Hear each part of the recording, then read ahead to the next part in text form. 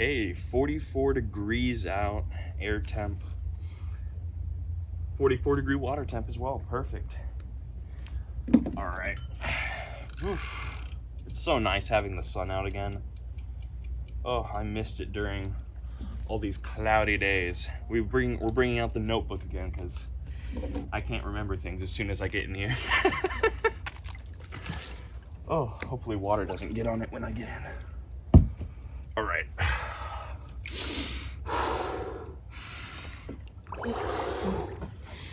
All right.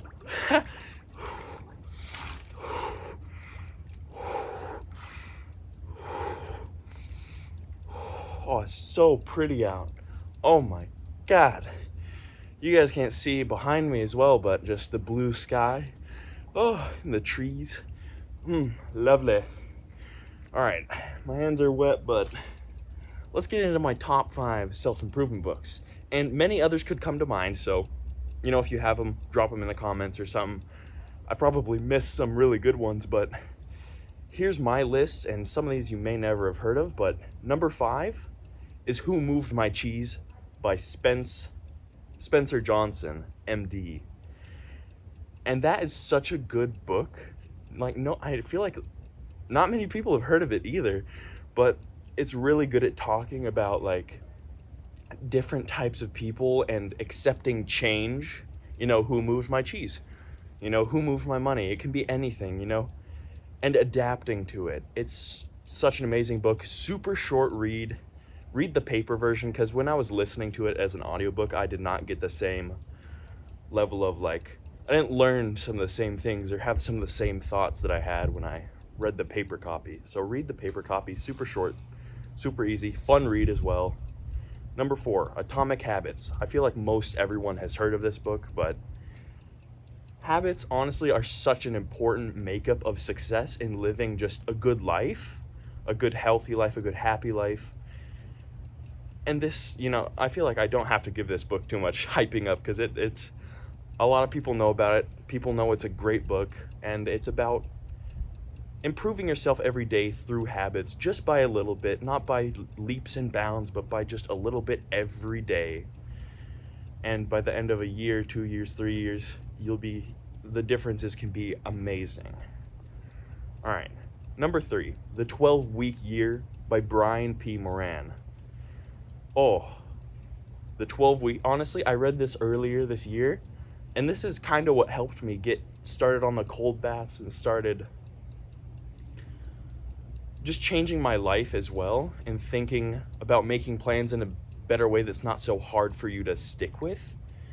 It changes how you kind of make your plans, and it's a better way to stick with them as well.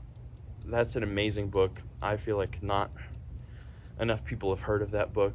And if you're trying to make a plan right now and you're kind of confused as to how to do it, or even just start a new habit, read this book. It's a really good starting point, or a really good way to start formulating better plans and sticking with new habits. All right. Number 2, The Slight Edge by Jeff Olson.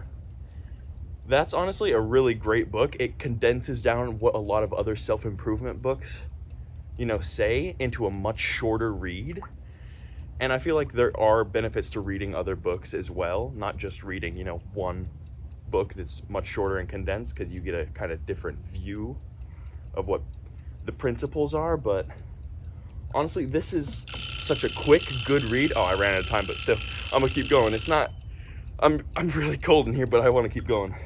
But that is such a quick, it's a much faster, quicker read with a lot of condensed knowledge.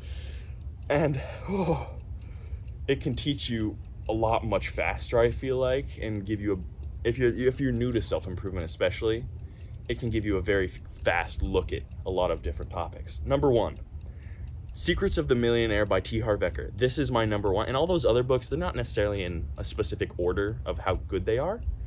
They're just different, but this one I believe is my number 1. This is the number 1 self-improvement book for me. Secrets of the Millionaire by T. Harv Eker. Amazing book. It's very kind in how it approaches, you know, talking about topics, so people don't get so hurt, you know, when they hear what he's saying.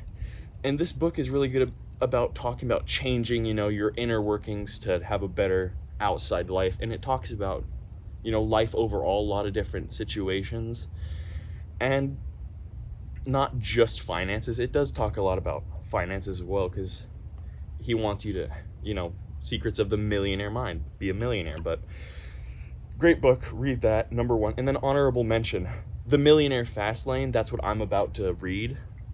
I have ordered that book, or I'm gonna listen to the audiobook, and I've heard that so many amazing things about that. The Millionaire Fast Lane, it's got really good ratings, and next read, so just honorable mention. All right, let's go.